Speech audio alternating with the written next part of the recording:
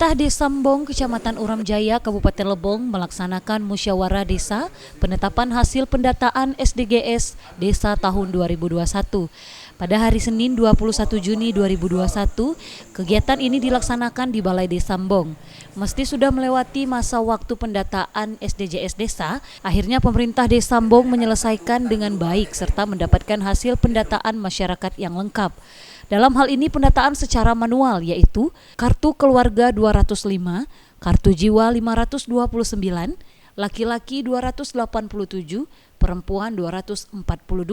Turut hadir dalam kegiatan ini kepala desa itu sendiri, Camat Uram Jaya, Babin Kamtipmas, tenaga ahli Lebong, pendamping desa, ketua BPD Mbong, perangkat desa Mbong. Kegiatan ini berjalan dengan lancar, yang mana penerapan 3M tetap diterapkan seperti memakai masker, mencuci tangan, menjaga jarak, guna untuk memutus mata rantai COVID-19.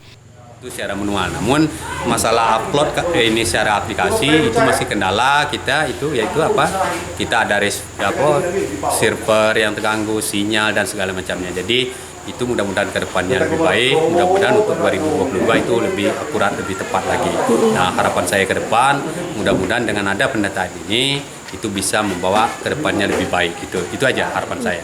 Dalam hal ini masyarakat sangat berantusias dan beberapa warga juga menyampaikan pertanyaan-pertanyaan yang selama ini difikirkan. Dari pemerintah desa juga berharap setelah adanya pendataan SDGs ini, Desa Mbong, Kecamatan Uram Jaya, Kabupaten Lebong dapat menilai langsung dan melihat langsung data-data yang tercantum di Desa Mbong itu sendiri.